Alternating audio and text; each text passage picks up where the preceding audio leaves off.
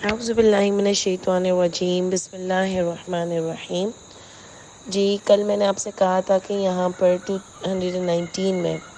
میں نے آپ کو خمر اور میسر کا بہت زیادہ ڈیٹیل نہیں کیا، ہم کسی اور طرف نکل گئے تھے، تو تھوڑا سا یہاں پر دیکھ لیتے ہیں کہ خمر اور میسر کے سوالات لوگوں کو بہت لوگ پوچھتے ہیں کہ اس میں حرام کہاں لکھا ہوا ہے۔ خمر، آپ کو پتہ ہے کہ خمر کا مطلب ہوتا ہے کہ کور کرنا کسی چیز پر، کسی چیز کو حاوی ہو جانا، اسی لیے وہ جو چادر کی بات آئی اس میں بھی عورت کے لیے خمر کا ذکر ہوا کہ وہ پوری چادر سے اپنے آپ کو کور کر لے، اس کو بھی اللہ تعالیٰ نے وہاں خمار کہا کہ وہ پوری کور ہو جائے، ٹھیک ہے نا۔ اسی لیے ہم کہتے ہیں کہ اگر برقع لوگ جب پردے کی بات کرتے ہیں تو مین جو بات اللہ تعالیٰ نے کی کہ عورت اپنے آپ کو ڈھانپے، یعنی اپنی خوبصورتی کو ڈھانپے، تو وہ پورا اپنی باڈی کو کور کرنا ضروری ہے۔ حالانکہ جو لوگ اسکارف پہنتے ہیں یا دوپٹہ رکھتے ہیں یا ہاف ایسے کھول کے پہن لیتے ہیں، وہ بھی چلو وہ ان کا فرسٹ سٹیپ ہے، لیکن اللہ تعالیٰ نے قرآن میں جب خمر کی بات کی تو خمر کا مطلب ہوتا ہے کہ اپنے آپ کو پورا ڈھانپنا، اس کا مطلب اپنی باڈی کو پورا ڈھانپنا ہے، ٹھیک ہے نا۔ آپ ایسے اسکارف سے چلو اللہ کا شکر ہے کہ آپ اپنا یہ تو کور کرنا ہے کہ سٹارٹنگ ہے وہ، لیکن وہ اللہ کے حکم والا پردہ نہیں ہے۔ اللہ کے حکم والا پردہ یہ ہے کہ آپ اپنے آپ کو ڈھانپ کر رکھیں، باڈی کو اسپیشلی، جو چادر کی بات آئی، کیونکہ فیس میں تو پھر بھی اختلاف ہے اور ظاہر ہے وہ اختلاف لگتے بھی ہیں، کیونکہ کسی کو سمجھ آتا ہے کہ فیس کا پردہ ہے ہی نہیں، اور کسی کو سمجھ آتا ہے کہ اگر آپ نے میک اپ کیا تو فیس کا پردہ ہے، لیکن اس کے علاوہ باڈی کے پردے پہ کہیں پر بھی کوئی آرگیومنٹ نہیں ہے، وہ تو کرنا بہت ضروری ہے کہ آپ اپنے آپ کو ڈھانپ کر رکھیں، ٹھیک ہے۔ تو اس میں دیکھیں اللہ تعالیٰ نے جو ہم یہاں پر بات کر رہے تھے خمر کی بات کی، یعنی جس طرح شراب کور کر لیتی ہے انسان پر، یعنی پوری چھا جاتی ہے اس پر، ٹھیک ہے، اس کی دماغ کو کنٹرول کر لیتی ہے، جبھی تو وہ بہکی بہکی باتیں کرتا ہے اور اس کو ہوش نہیں رہتا۔ تو اس میں بہت سارے لوگ یہ سوال کرتے ہیں کہ اچھا مجھ پر تو یہ نشہ کوئی حاوی نہیں ہوتا، پھر تو میں تو یوز ٹو ہو گیا ہوں، میرے اوپر تو یہ کوئی ایسا اثر نہیں کرتا، تو کیا پھر یہ جائز نہیں ہے؟ کیا قرآن میں حرام کا ورڈ کہاں آ رہا ہے؟ مطلب لوگوں کو اتنی بھی شرم نہیں آتی کہ لوگ اس طرح کی کوشچن کرتے ہیں، جب اللہ تعالیٰ نے خمر کے بارے میں بھی یہاں پر بات کی کہ آپ ان کو جواب دے دیں۔ نبی کریم صلی اللہ علیہ وآلہ وسلم سے کہلوایا کہ آپ کہہ دیں ان سے کہ فیہما اثم کبیر، کہ یہ دونوں بڑے گناہوں میں سے ہیں۔ تو بڑے گناہ کیا ہوتے ہیں؟ حرام کی کیٹیگری میں آتے ہیں نا، کہ اس طرح تو نہیں ہوگا کہ مکروہ کر دیا جو ہمارے عالموں نے، جائز ناجائز یہ سب کچھ چیزیں نہیں ہوتی، یا تو جائز ہوتی ہیں یا حرام ہوتی ہیں۔ تو اللہ تعالیٰ نے جس طرح قرآن میں بے حیائی کو، فحش کو حرام بھی کہا ہے اور اسم کبیر بھی کہا ہے، اس سے پتہ چلتا ہے کہ اللہ تعالیٰ کا اسم کبیر کا مطلب ہی حرام ہے۔ تو کیا جو لوگ یہ سوال کرتے ہیں کہ اسم کبیر لکھا ہوا ہے، حرام تو نہیں ہے نا، تو اس کا مطلب آپ اسم کبیر کرنے کے لیے تیار ہو؟ یعنی اسم کبیر کرنے سے آپ کو کوئی فرق نہیں پڑ رہا کہ جب اللہ کہہ رہے ہیں کہ بہت بڑا گناہ ہے تو اس سے کوئی فرق نہیں پڑ رہا۔ اللہ قرآن میں آیت فرماتے ہیں کہ اللہ تعالیٰ چھوٹے گناہوں کو تو پھر بھی شاید معاف کر دیں، وہی والے کہ جو انسان کرتا ہے پھر معافی مانگ لیتا ہے، لیکن بڑے گناہ معاف نہیں ہوں گے، تو یہ بڑے گناہوں میں سے ہے۔ تو اس پر یہ ڈسکشن ہی کیا ہے کہ حرام کا ورڈ کیوں نہیں آ رہا، اور آپ کو ایسے لگ رہا ہوگا کہ میں اس پر بات کر رہی ہوں کہ لیکن واقعی لوگ اس پر آرگیومنٹ کرتے ہیں کہ اس میں حرام کا ورڈ تو نہیں آ رہا نا، آپ کہہ رہی ہو حرام ہے، بھئی اسم کبیر حرام ہی ہے۔ جیسے میں آپ کو بتا رہی ہوں کہ قرآن میں آپ آیت دیکھ لیں کہ اللہ تعالیٰ نے فحش کو حرام بھی بتایا اور اللہ تعالیٰ نے فحش کو اسم کبیر بھی بتایا، یعنی اسم کبیر اور حرام اللہ کے نزدیک ایک ہی کیٹیگری میں آتا ہے، کیونکہ اللہ کو یہ پتہ ہے کہ جب انسان کو پتہ چل جائے گا کہ یہ بہت بڑا گناہ ہے اور اس سے اللہ ناراض ہوتے ہیں بہت زیادہ، تو وہ کبھی یہ کام نہیں کرے گا۔ لیکن آگے سے انسان اتنا بے شرم ہوتا ہے کہ یہ آرگومنٹ کرتا ہے کہ حرام کہاں لکھا ہوا ہے، ٹھیک ہے۔ تو آپ دیکھ لو کہ اللہ تعالیٰ نے کلیئر اس کی بات کی، اور بھی شراب کے بارے میں بھی باتیں آتی ہیں اور جوئے کے بارے میں بھی اور آیت آتی ہیں، جس سورہ مائدہ کی 91 آیت بڑی امپورٹنٹ آیت ہے کہ اس میں اللہ تعالیٰ فرماتے ہیں کہ بے شک شراب، جوا، بت اور پانسے، یعنی اللہ تعالیٰ چاروں کو ایک کیٹیگری میں لے آئے، کس کو؟ شراب، جوا. آپ دیکھ لیجیے گا سورہ مائدہ کی 90 میں کہ بے شک شراب، جوا، بت اور پانسے، یعنی جو شرک کرتا ہے، شرک کی کیٹیگری میں آتا ہے بت کو پوجتا ہے، اور پانسے وہ جو شرطیں لگاتا ہے اور کھیلتا ہے، اس میں ہار جیت ہوتی ہے، جوئے کی طرح ہی ہوتا ہے، وہ اللہ تعالیٰ اس کے ساتھ لے کر آئے. چاروں چیزوں کو ایک ساتھ لائیں. یعنی بت کو ماننے والا کافر، شرک کرنے والا، وہ شراب پینے والا، جوا کھیلنے والا، پانسے کرنے والا، یہ سب کون ہے؟ یہ سارے عمل رجز من عمل الشیطان،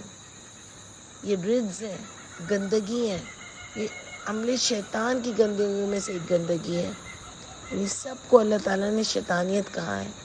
شراب کو بھی، جوئے کو بھی، پانسے کھیلنا بھی، اور بت کی پوجا کرنا بھی. آپ سوچو بت کی پوجا بھی اللہ تعالیٰ اس کیٹیگری میں لائے،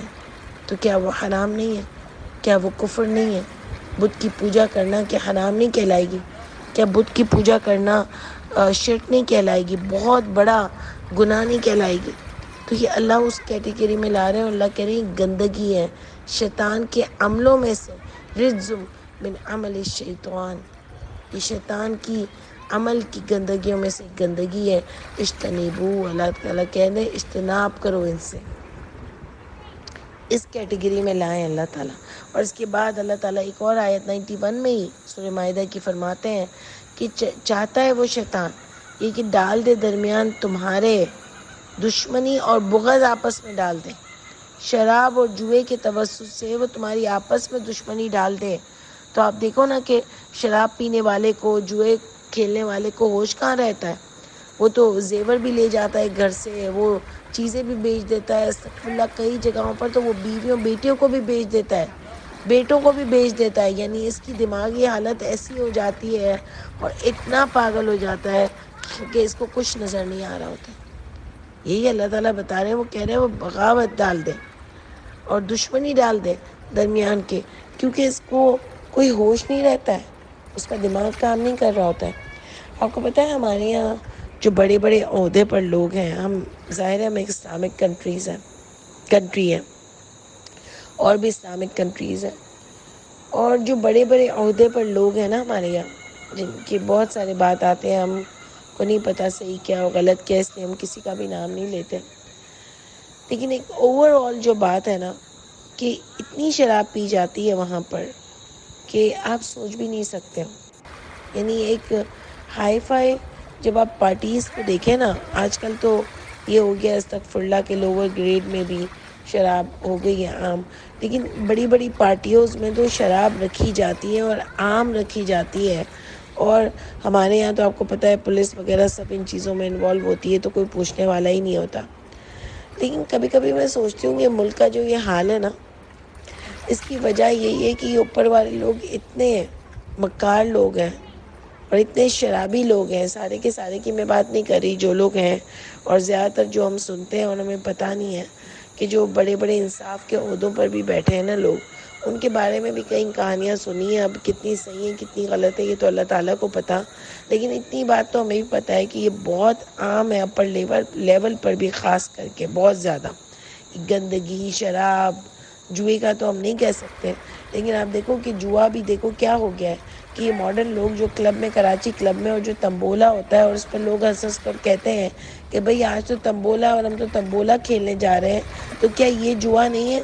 اس میں شرم بھی نہیں آ رہی ہوتی ہے کہ چلو دوسرے جو واقعی جوا کھیلتے ہیں اور جو شراب پیتے ہیں ان کو تو بہت گھٹیا سمجھتے ہیں، لیکن یہ جو اس طرح ماڈرن ہو کر ایک شراب اور جوا جب کر رہے ہوتے ہیں تو شرم نہیں آ رہی ہوتی ہے کہ آپ مزے سے جاتے ہو اور پھر کہتے ہو ہاں ہاں ہم کھیلنے میں مزہ آتا ہے، ہم رکھتے تھوڑی ہیں پیسے، ہم تو بانٹ لیتے ہیں، ہم تو غریب کو دے دیتے ہیں. تو بھئی اللہ تعالیٰ کو ایسے آپ کے پیسوں کی ضرورت نہیں ہے. جب اللہ تعالیٰ کلیئر بتا رہے ہیں کہ یہ حرام ہے، وہ ایک فیملی میں ہوتا ہے کہ گھر والے ہی اس کے پیسے نکالتے ہیں اور مل جل کر وہ آپس میں ہی کھیلتے ہیں اور آپس میں ہی بانٹتے ہیں، تو وہ ایک الگ گیم کی طرح ہو جاتا ہے. لیکن اگر آپ اس کو کراچی کلب اور دوسرے کلبز اور جہاں پر تمبولا ہوتے ہیں، جیم خانہ، یہ سب میں اوور آل لیول پر کوئی اور پیسہ دیتا ہے، کوئی اور گفٹ دیتا ہے اور اس پر آپ جوا کھلاتے ہو ایک ماڈرن طریقے سے ہے تو وہ حرام نظر نہیں آتا۔ پھر کچھ لوگ کہتے ہیں کہ بھئی ایسے ہی ہمارے تو ہسبینڈز وغیرہ ایسا کچھ بھی نہیں کرتے ماشاءاللہ، بس ایسے ہی فرینڈز مستی میں کارڈز کھیلتے ہیں اور پیسوں سے کھیل لیتے ہیں، کیونکہ پیسوں کے بغیر کہاں کارڈ میں مزہ ہوتا ہے۔ تو واقعی ایسی بات ہوتی ہے، اور میں آپ کو بتاؤں بہت اچھے اچھے لوگ اس طرح سے کارڈز کھیلتے ہیں کیونکہ ان کو پیسے کے بغیر کارڈز کھیلنے میں مزہ ہی نہیں آتا۔ تو یہی شیطانی عمل اللہ تعالیٰ کہہ رہے ہیں کہ اگر آپ ایک دفعہ اس میں گھس گئے تو اس میں نکلنا بڑا مشکل ہے۔ اور جو اس کو مذاق میں لیتا ہے، جو اس کو گناہ نہیں سمجھتا، اللہ تعالیٰ بس اس پر رحم کرے کہ یہ بہت ہی بے حیائی کا کام ہے۔ اور اللہ تعالیٰ آپ کو آیت جو آپ نے پڑھی شروع میں، آیت نمبر 217، اس میں اللہ تعالیٰ فرماتے ہیں نا کہ فتنہ بہت بڑا ہے قتل سے، اور پھر اللہ تعالیٰ فرماتے ہیں کہ وہ جو آپ سے ہمیشہ حق کے معاملے میں لڑتے ہی رہتے ہیں، اتنے بے شرم ہوتے ہیں کہ کبھی حیا نہیں کرتے اور مرتد ہی مر جاتے ہیں، تو اللہ ان کی نیکیوں کو ضائع کر دے گا۔ یعنی جو بے حیا لوگ ہوتے ہیں نا، کہ اللہ تعالیٰ نے جس چیز کو اتنا بڑا گناہ کہا اس کو مذاق میں لیتے ہیں، اس کو مذاق سمجھتے ہیں، تو یاد رکھیں کہ یہ اتنی بڑی چیز ہے کہ اللہ تعالیٰ ان کی سب نیکیوں کو بھی ضائع کریں گے، اور یہ مرتد مریں گے۔ ظاہر ہے کہ مرتد وہی نہیں ہوتا جو اسلام سے پھر جائے، اور نہ ہی اس کی کوئی سزا قتل آتی ہے، کہیں بھی قرآن میں قتل سزا نہیں آتی۔ مرتد وہ بھی ہوتا ہے جو اللہ تعالیٰ کی بات ماننے سے انکار کر دے، جو اللہ تعالیٰ کی بات قرآن میں لکھی ہو اور دھڑلے سے اس کے خلاف کام کرے، یہ بھی مرتد کہلاتا ہے۔ اسلام سے مرتد ہونے والا صرف مرتد نہیں ہوتا کہ اسلام کا تمہارے اوپر ٹھپا لگا ہو، ویسے جو چاہو اندر کام کرو اور نام اللہ اللہ اللہ اللہ کا لیتے رہو۔ اتنے بے شرم اور بے حیا تمہارے ضمیر اتنے مر چکے ہیں کہ گناہ کرتے ہو اور اللہ کے نام لیتے ہو۔ یعنی یہ تو اتنا عام ہو گیا آج کہ ایسا ہوتا ہے کہ زمین کھلے اور کہیں ہم اس کے اندر سامان آ جائے کہ تم اللہ کے نام کو اتنی بے دردی کے ساتھ، بے شرمی کے ساتھ یوز کرتے ہو، تمہیں ذرا سا بھی خدا کا خوف نہیں۔ یعنی ایسا لگتا ہے پھٹے آسمان، زمین کھدے، اور ہم اس میں سما جائیں کہ اتنے بے شرم ہیں اور اتنے گر چکے ہیں کہ حد نہیں ہے۔ اور رمضان میں تو آپ کو ایک ایک نظر آئے گا کہ کیسے اللہ تعالیٰ کے نام کو یوز کر کر پروگرامز کرتے ہیں، اور بعد میں کچھ پتہ نہیں ہوتا، کچھ ہوش نہیں ہوتا، اور اسی بے حیائی کی طرف دھکیل دیے جاتے ہیں۔ کہ میں اور آپ بھی ان لوگوں میں سے نہ ہوں کہ اللہ تعالیٰ ہم سب کو عقل نصیب کریں۔ تو اللہ کہہ رہے ہیں کہ جن کو جو اس میں ہی مر جائے، یعنی مرتدی، تو اس کے اللہ تعالیٰ سب اعمال ضائع کر دیں گے اور وہ آگ والا ہوگا، اور اللہ فرماتے ہیں وہ اس میں ہمیشہ رہے گا۔ تو اس میں واقعی کوئی اسلام سے مرتد کی بات نہیں ہے، اللہ کے حکم سے جو بھی مرتد ہوگا اور اسی حال میں مرے گا اس کی یہی سزا ہے۔ اور آپ دیکھو کہ اللہ تعالیٰ فرماتے ہیں کہ وہ اسمہا، اب دیکھیں اللہ تعالیٰ کتنے بے نیاز ہیں۔ اللہ تعالیٰ کو ہماری کوئی عبادت کی ضرورت نہیں ہے، کسی چیز کی ضرورت نہیں ہے۔ اللہ اتنے بے نیاز ہیں کہ اللہ تعالیٰ فرماتے ہیں کہ وہ اسمہما اکبر من نفعہما، نہیں سوری، اس سے پہلے کی آیت بھی ہم نے کی، اللہ نے فرمایا کہ یہ دونوں اسم کبیر ہے، وہ منافع للناس، یعنی ہم تو ہوتے ہیں، ہم کہتے ہیں لوگوں کو بھائی اس کا فائدہ نہیں بتاؤ ابھی، ورنہ لوگ اور اس میں ڈٹ کے رہیں گے۔ اللہ نے کہا پورا بتا دو کہ اس میں منافع بھی ہے، یعنی ٹائم بینگ شاید جوئے میں تم کو فائدہ بھی ہو جائے، شراب میں تم کو مزہ بھی آ جائے پینے میں، تم اپنے غم بھی بھول جاؤ، انجوائے بھی کر لو پارٹی تمہاری، لیکن یہ یاد رکھنا کہ منافع ہے، چاہیے منافع تو لے لو وقتی تمہیں اپنا کچھ کام بنانا ہے بنا لو، تمہیں مزے کرنے کر لو، تمہیں پیسہ وقتی کمانا ہے کما لو، شاید مل بھی جائے گا، لیکن اللہ فرماتے ہیں وَإِثْمُهُمَا، اور گناہ ان دونوں کا اکبر من نفعہا، یعنی گناہ ان دونوں کا اس کے نفع سے بہت زیادہ بڑا ہے۔ اکبرو کا ورڈ یوز کیا، اور میں نے ہمیشہ آپ کو بتایا ہے کہ جب الف پر زبر آ جاتا ہے تو اس میں ایک زیادتی کی شدت آ جاتی ہے کہ اس کا گناہ بہت بڑا ہے، بہت زیادہ بڑا ہے۔ تو اللہ تعالیٰ نے انسان کے ہاتھ میں دے دیا کہ تم کو کیا چوز کرنا ہے، اس کا منافع جو کہ گھاٹے کا سودا ہے، یا اس کا فائدہ جو واقعی فائدہ جو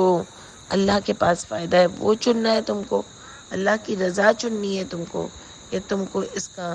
منافع چننا ہے جو وقتی ہے اور بہت کم ٹائم کے لیے۔ ٹھیک ہے، پھر اس کے ساتھ ہی وہ جو آیت آئی تھی کہ وَيَسْأَلُونَكَ مَاذَا يَنْفِقُونَ، تو دیکھیں قُلِ الْعَفْوَ، اس پر ہم نے ڈسکس کیا تھا کہ اللہ تعالیٰ نے فرمایا کہ جو بھی تمہاری ضرورت سے زیادہ ہے، تو دیکھیں ضرورت سے زیادہ کا ترجمہ اس میں نہیں آئے گا، کیونکہ ضرورت سے زیادہ تو بہت ساری چیزیں ہمارے پاس، کسی کے پاس پلاٹ پڑا ہوا ہوتا ہے، کسی کے پاس جولری پڑی ہوتی ہے، کسی کے پاس پیسہ پڑا ہوا ہوتا ہے، تو ایسا تو نہیں ہے سب ختم کرنے کا ہے، ضرورت سے زیادہ تو ہر چیز ہے۔ اس کا مطلب ہے ایکسٹرا، جو تم کو ایکسٹرا لگے وہ اللہ کی راہ میں نکال دو۔ اور ویسے تو ہر مال، جب بھی مال ملے نکالنا ہے، لیکن جو اس کے علاوہ بھی تمہیں ایکسٹرا لگے وہ بھی نکال دو۔ اور اللہ فرماتے ہیں اسی طرح واضح کرتے ہیں اللہ تعالیٰ تمہارے لیے آیتیں، شاید کہ تم غور و فکر کرو۔ اچھا، اس میں غور و فکر کرنے کی کیا بات ہے کہ خمر میسر اور خرچ کرنا ایک ہی آیت میں کیسے آ گیا؟ مطلب ظاہری بات ہے یہ دو الگ الگ آیتیں ہونی چاہیے نا، لیکن ایک ہی آیت میں کیسے آ گیا؟ تو آپ دیکھو کہ ایک ہی آیت میں اللہ تعالیٰ نے اس کو کیوں بتایا کہ جس طرح خمر و میسر میں بھی منافع ہے، اسی طرح جمع کرنے میں بھی منافع ہے، لیکن جمع کرنے سے بہتر اللہ نے کیا بتایا کہ خرچ کرنا ہے۔ سمجھ آئی؟ جس طرح انسان پیسے کمانے کے لیے، عیاشیاں کرنے کے لیے، جب انسان دنیا میں منافع دیکھتا ہے، تو اسی طرح پیسہ جمع کر کر کے رکھ کر بھی انسان دنیا کا منافع دیکھتا ہے، لیکن اللہ فرماتے ہیں کہ خرچ کرنا بہت بڑی بات ہے۔ یعنی اللہ تعالیٰ نے جو تم کو یہ بتایا کہ ضرورت سے زیادہ خرچ کرو، تو اللہ تعالیٰ اس کا بہت اجر بھی دیتے ہیں، اور اس کے سارے اجر آپ کو سورہ بقرہ میں بھی بتائیں اللہ تعالیٰ نے، آگے بھی انشاءاللہ اللہ تعالیٰ آپ کو اس کے اجر بتائیں گے کہ کتنا پیارا اجر ہے خرچ کرنے کا۔ اور سب سے پیارا تو مجھے وہ بات لگتی ہے نا کہ جو میرے ٹیچر بتاتے تھے کہ اپنا پیسہ وہاں لگاؤ جہاں دل لگتا ہے۔ دنیا میں دل اس لیے لگتا ہے، وہ بولتے تھے کہ پیسہ لگاؤ تاکہ دل بھی وہاں لگے۔ دنیا میں اس لیے دل لگا ہوا ہے کہ پیسہ ہے، چیزیں ہیں، عیاشی ہے، تو اپنا پیسہ اللہ کے پاس لگا دو تاکہ دل بھی وہاں لگا رہے، یعنی وہاں بھیج دیا کرو۔ تو جس کا دل اتنا زیادہ کھل جائے گا انشاءاللہ کہ وہ اللہ کی راہ میں اپنا پیسہ بھیجتا رہے گا، تو انشاءاللہ اس کا دل بھی اللہ کی طرف لگا رہے گا۔ ہم سب چاہتے ہیں نا کہ کسی طرح ہمارا دل اللہ کے پاس لگ جائے، ہم یہ دنیا سے خوشیوں کے ساتھ نکل جائیں۔ جیسے ہم دیکھتے ہیں نا مکہ میں اور عمرہ میں اور حج میں، ہر کوئی، میں آپ ہم سب اللہ کی طرف بھاگ رہے ہوتے ہیں کہ کسی طرح حرم دکھ جائے، کسی طرح ہم صحیح سے عبادت کر رہے ہیں۔ اللہ کرے کہ میں اور آپ یہاں پر بھی ایسے ہی ہو جائے کہ ہر وقت ہم کو اللہ کی یاد لگی رہے۔ اتنا پیارا مہینہ ہے رمضان کا، اس میں تو لگی رہتی ہے اللہ کی یاد، لیکن ہم یہ دعا کریں گے اللہ تعالیٰ باقی مہینوں میں بھی آپ کی یاد لگی رہے انشاءاللہ تعالیٰ۔ خاص اپنے لیے دعا کریں، اور یاد لگنے کا مطلب کیا ہوتا ہے کہ آپ اس کے حکم پر پورا عمل کریں گے، یہ ہوتی ہے یاد، کہ یاد آئے اور یاد رہے کہ اللہ نے جو حکم دیا اس پر زندگی گزارنی ہے، تب واقعی اللہ تعالیٰ سے میرا اور آپ کا پیار ثابت رہے گا۔ یعنی ہم تبھی اس کو ثابت کر سکیں گے جب ہم عمل کریں گے اللہ کے حکم کے مطابق انشاءاللہ تعالیٰ۔ تو پھر آگے کل کنٹینیو کرتے ہیں۔ سبحان ربک رب العزت عما یصفون وسلام علی المرسلین والحمد للہ رب العالمین۔ السلام علیکم ورحمۃ اللہ وبرکاتہ۔